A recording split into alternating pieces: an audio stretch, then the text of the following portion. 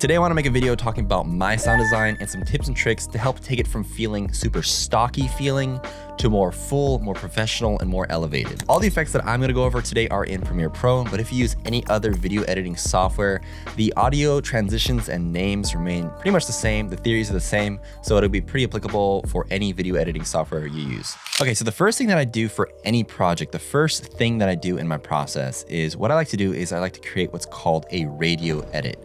Now, a radio edit is typically something where you create the audio or the music edit before you go ahead and layer in any sort of video components of a film. What I like to do is figure out how a music track ebbs and flows, and then from there, I like to create sort of markers and figure out where I want to add my major transitions.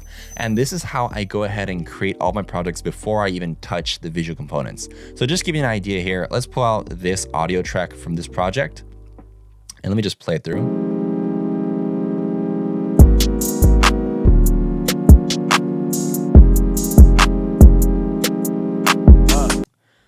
So the first thing I like to do is I like to just play through the audio track and figure out where the key moments or key kind of shifts in either the tempo or the beat drop. And I like to use M on Premiere Pro, and that just creates markers. And so as you can see here, there's a green marker here. That's just for the first kind of like beat drop. Another cool kind of transition here. And I'll add another marker here. And what I like to do there is after I add those two markers, as you can see here, I've already done in this entire Bape edit that I've done recently.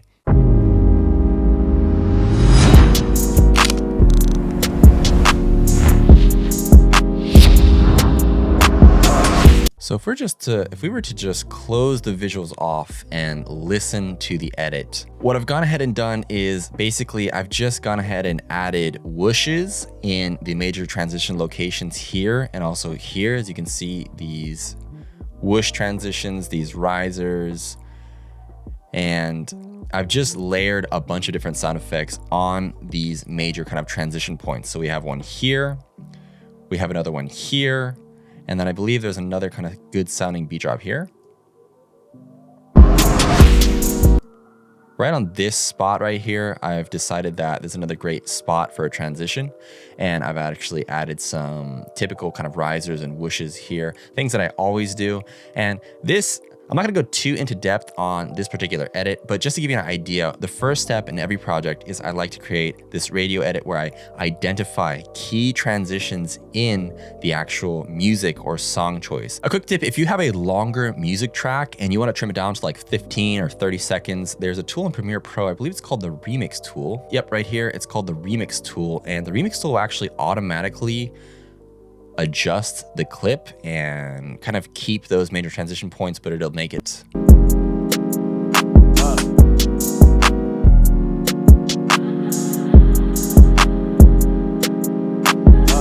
It does a pretty good job for the most part.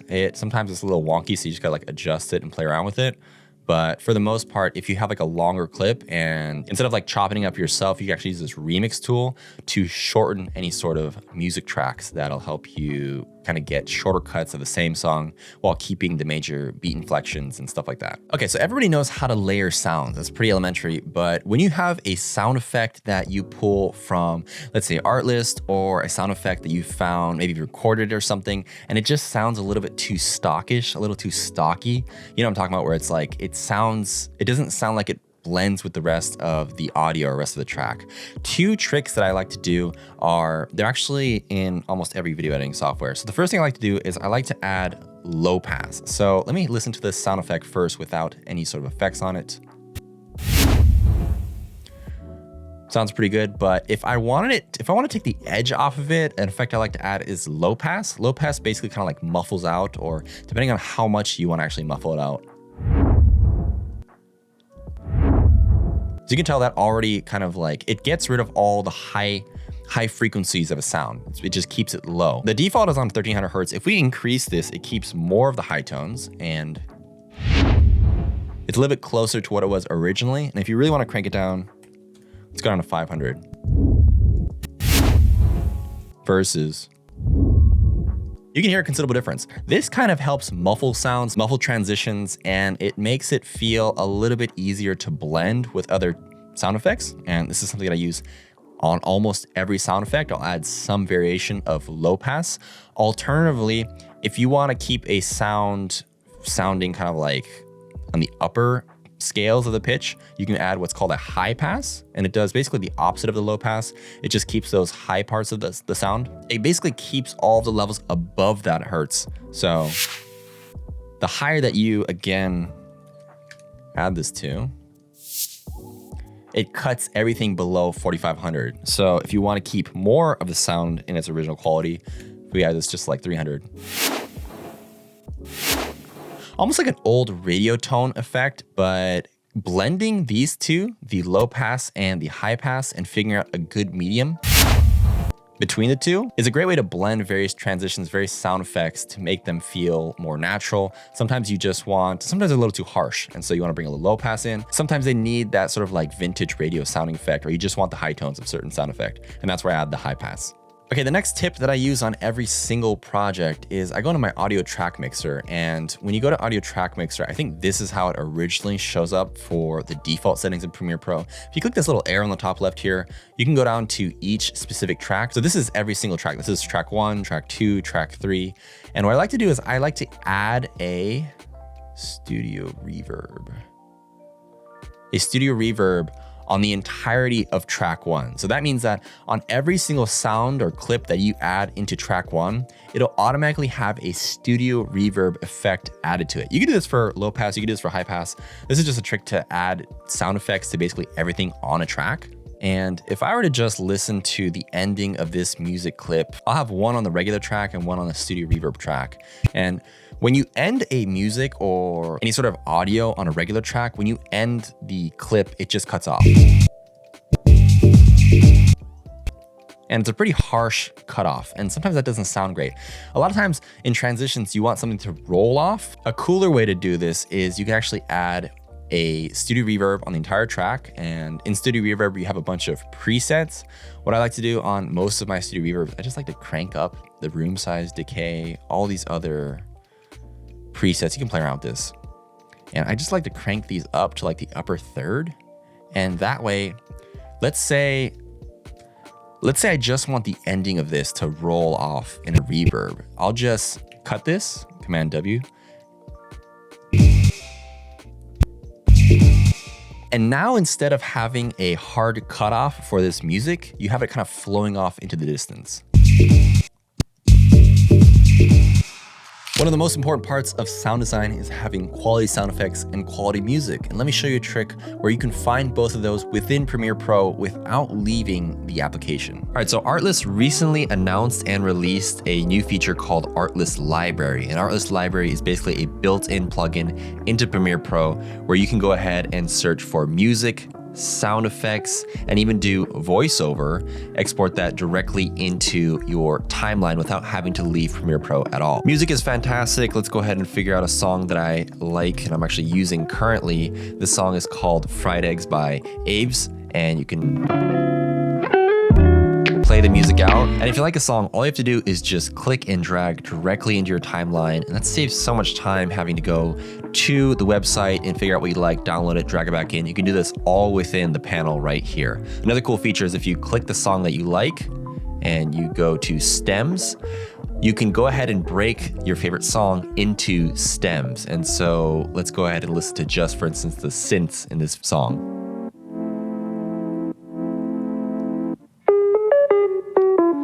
Pretty cool. So let's say if I just wanted to use a synth in this song, all I have to do here is just click and drag the synths and it'll bring it directly into my timeline without having to mess about in the website. That's super useful. Of course, beyond music, you also have sound effects, which is honestly so convenient just to have it right here. You can find what you need exactly and just click and drag, and it saves so much time. If you're interested in any of these features, feel free to click the link in the description below for 2 free months off of any annual plan.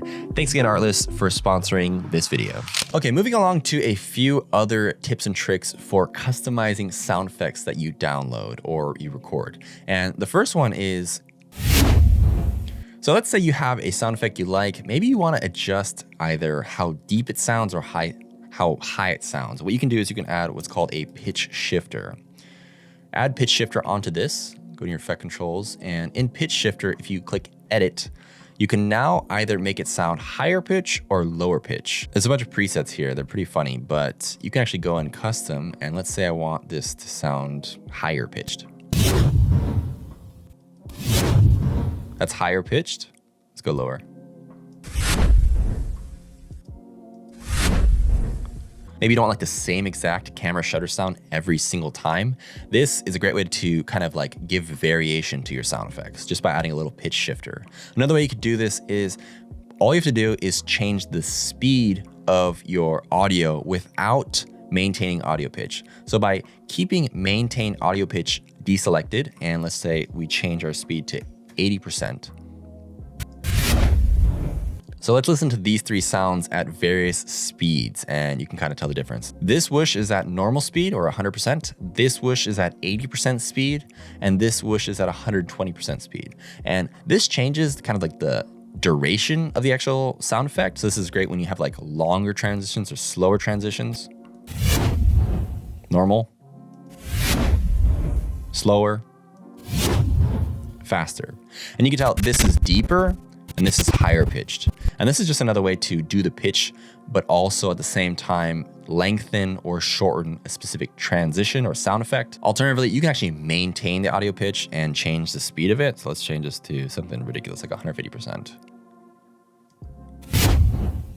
And it keeps or attempts to keep the pitch the same while either speeding up or slowing down your transition. So maintaining audio pitch and deselecting maintain audio pitch, you can use these to your advantage when you adjust your sound effects. The other tip that I like to do on sound effects very often is I actually like to reverse sound effects. And I feel like this is something that's not spoken about very often. If you want to get a new sounding kind of effect, you can just click reverse speed and clip duration or speed. Just reverse it. By chopping up a single sound effect, you can create a multitude of other sound effects from the same exact sound effect and get a bunch of different varieties of things that you can add into your project. So this is the first original whoosh. Here I've just cropped it or chopped it right as it enters into that peak to create a riser. And here I've just reversed that same sound effect to create an impact.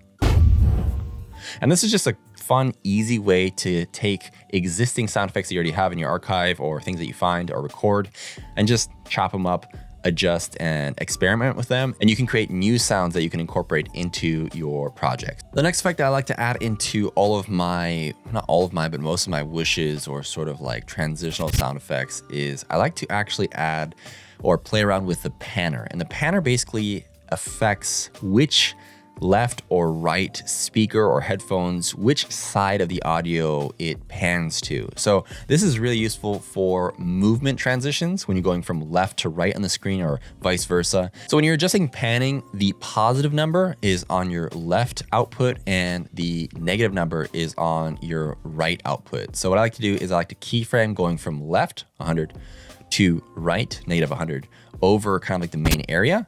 And let me just show you the difference between, this is a normal sounding transition or whoosh, kind of equal across left and right. And this one is going from left to right.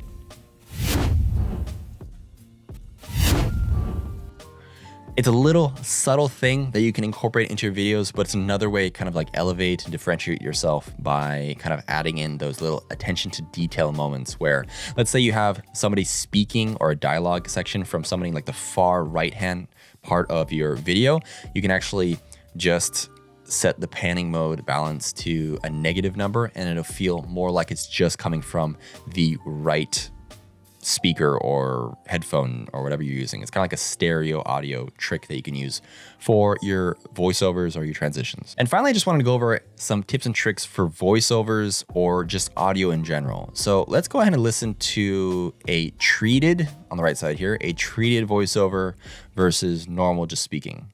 So I thought it was the perfect time to do a little desk setup, a little desk tour. One more time. That was the perfect time to do a little desk setup, a little desk tour. You might be able to notice that on the second version, my voice sounds a lot more crisp, a lot more clear, and it just has a little bit more filling to it. And what I've gone ahead and done is I've added 5 different effects to help enhance my vocals, and I do this on every single voiceover for my own personal voice because I have a bit maybe deeper voiced. I'll actually include this specific or these 5 effects. I've actually made a free preset that you can download for free on my website, and I'll link that down below. But just to give you an idea of the actual effects that I add to it, the first thing I like to do is add a vocal enhancer. And the vocal enhancer I just set to low tone, and that basically brings out brightness and clarity in my voice. And it's a simple effect that you can add to your voiceovers. Not all voiceovers are the same, not all voices are the same. So I'd suggest that you go ahead and add each of these effects and just see what sounds great and what sounds not as great. The next thing I add is de-reverb, and I just have this set to default at 40%. There's a bunch of different things you can do. De-reverb basically is for voiceovers or for audio that has unwanted like room echo. So my room isn't treated for sound, it isn't like sound deadened. And I assume that most people probably don't have like perfect audio rooms to record in. De-reverb just helps get rid of that unwanted echo and kind of gives that extra layer of quality sound to your voicing. Graphic equalizer fine tunes for warmth and clarity. And so you can actually, the lower pitches and the higher pitches, you can actually reduce them. So it kind of just confines the ideal kind of like spectrum of whatever your audio is going through. There are a bunch of defaults. I'll just leave this on the screen here if you want to copy my exact settings. I've just fine tuned. I'm not a professional. I've just gone and listened to what sounds good on my voice. And this is kind of like the grid or the pyramid that I found works best for me. Parametric equalizer removes those harsh mids and overall increases clarity. If you go down, it's usually on default, and you go down to vocal enhancer, and you can actually play around with. So I thought it was the perfect time to do a little desk setup, a little desk tour. That obviously ruins it, but if you bring that over to the left, I thought it was the perfect time to do a little desk setup, a little desk.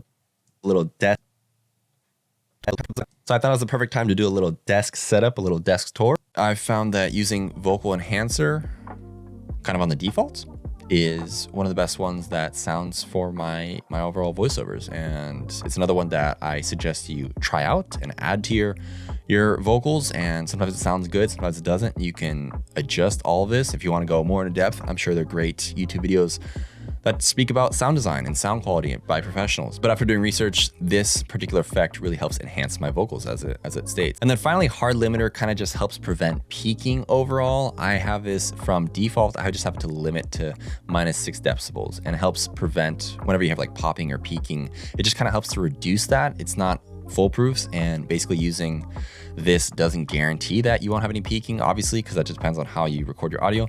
But the combination of these 5 effects, again, for free, a preset is available on my site, which I'll link down below.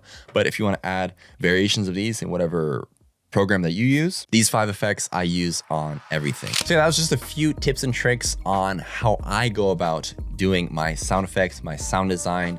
I didn't go over a bunch of specific details in a particular project. If you want to go through any of my previous edits, I've done a bunch of those project breakdowns for commercial projects and various other personal campaigns. But these tips and tricks are things that I utilize every day in my sound design for my reels, for my commercial projects. They're things that can help take your stock audio or anything that you add, these sound effects that you find, and make them feel more elevated and more full, and just make them blend better with the rest of your project. If you have any questions on any of these techniques, feel free to leave them in the comments below. If you want to check out any of my LUTs or any of my personal assets, feel free to check out my store. I've got them all listed in the description below. Thanks again for sticking around to the very end, and I'll see you guys in the next one.